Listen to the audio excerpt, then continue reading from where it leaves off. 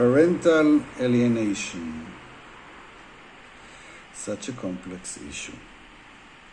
On the other hand, all of us have complex issues to deal with. But I believe this is a particularly painful phenomenon that currently there are not enough tools and there is not enough knowledge about how to deal with it, and even how to address this situation in which children respond to some kinds of divorces. Some children respond in a way that separates them from one of their parents. And if you are here, you know what I mean. You may have experienced parental alienation yourself. You may be the alienated parent. And I've been there. I am there. Currently, my situation is far better than it was in the beginning. I could not expect it. I wasn't aware of this phenomenon until it came to my place, to my home, to my life. And it required from me so many resources. I went through so much pain. I made so many mistakes, I believe, but I never gave up. And my intention was to find a way not only to improve coping with parental alienation, but also to make it an opportunity for transformation, for improving myself as a human being after I managed to deal with this so painful situation. I have 4 children. I got divorced 4 years ago, and my older son got it really bad. He went into very extreme responses, and he couldn't escape this approach that I am the only one who is guilty for the divorce, and that his mother should be protected, and his mother is always correct and right, and all the blames were towards me, and truly I initiated the divorce, yet I was always a loving, caring, devoted parent, father. And his response, and later my second son that came after, had followed him, had no correlation for the type of parent, type of father I was. It had no correlation with the love I had for them, with the attention I gave them. This was their way to cope with this crisis. And as I said before, it was for them, that this was the way for them to understand the situation, this crisis, that the only person who is responsible for the fact that the family broke and that father and mother, daddy and mom and dad are not together anymore is me. I am the only one to blame and to come with complaint about. And he really went through a process in which he denied me as a father. He barely wanted to see me. He hasn't slept here in my house almost not even a single time in these past 4 years. And he developed a very negative attitude towards me. There were times that I didn't see him for weeks, and he didn't want to accept anything from me. I tried almost everything. And in time, gradually, with my insistence and my hope, my love, my creativity, and with time, things got better. And he doesn't sleep here, and he doesn't share major things in his life with me, although I want it very much. Yet he comes here for lunch, and we have sometimes to discuss things, and it's quite a calm relationship now, but it's not really the full set of being a father as I see it. I coped with this loss of not having my son with me for a long time.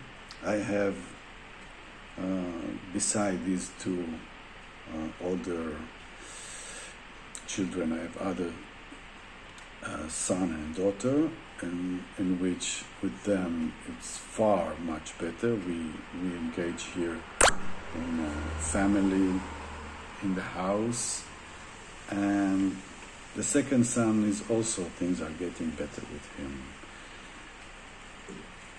After 4 years, I have gathered lots of information, experience, and this, together with my experience and knowledge about self-healing tools, made me come here, take the decision, doing it in English, which is not my mother language, yet I felt it has to be international. So here we are. We are about to go through a process of 36 steps in which we're gonna address this phenomenon of parental alienation from many angles that will give you opportunity to improve the way you cope with it and to improve the odds that one day a better situation with your children will be also in your life. So after this long introduction, I want to begin with, first of all, we always have here sections. Each section contains 3 chapters. So we begin with the first section. No one is immune to this. So parental alienation can happen to everyone.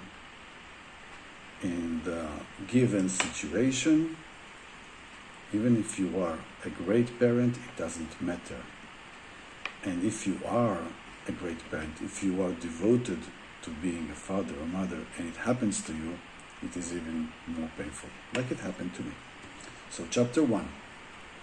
You may have been a really great parent, and you may still are a great parent.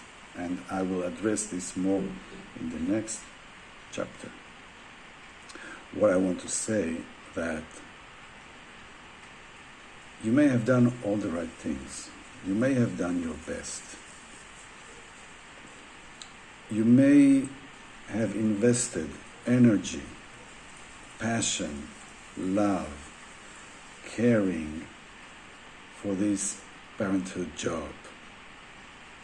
You may have done a great job, And if you are here, I believe that it is true. If you are here, if you want to take responsibility, if you want to cope with this, it means that you are a great parent. That you want to do the work. You want to change it. You are a great parent. And a great parent is not something that is perfect. Donald Winnicott said, we need to be good enough parents, no more than this.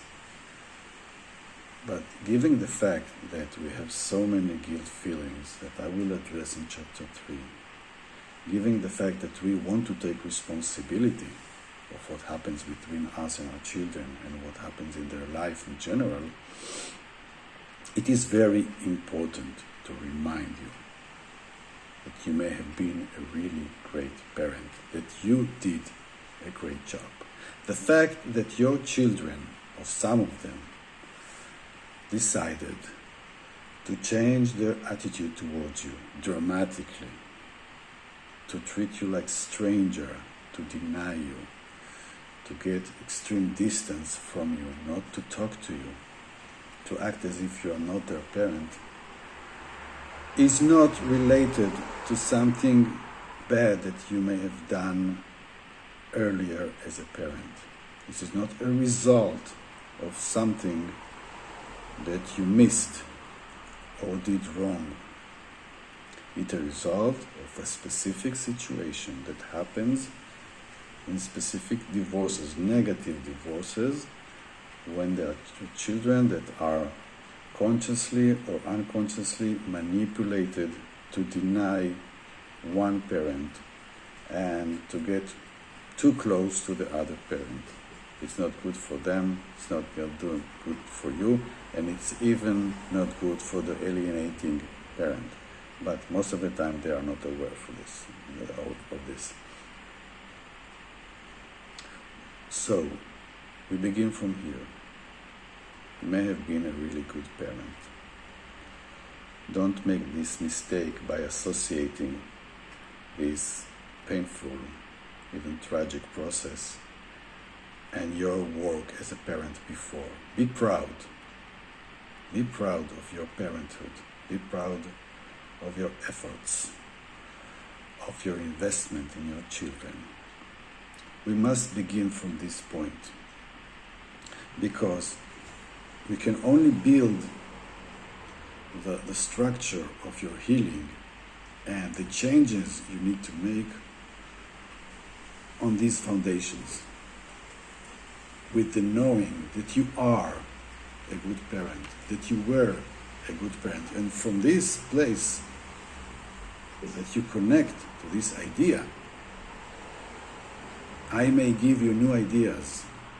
I can give you new tools that you can add to your current natural tools as a father or as a mother, so you adjust yourself to deal better with this situation that you could not foresee, that you could not predict.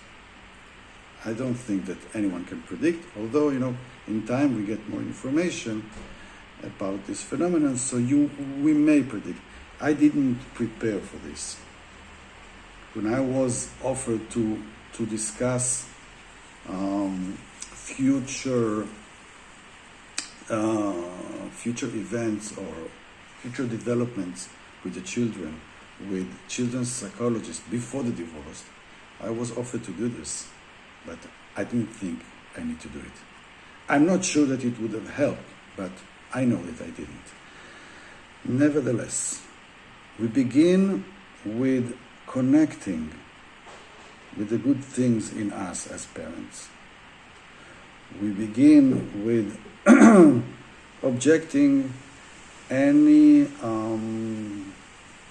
state of mind that we may have developed thanks to this tragic situation that tells us that we are to blame.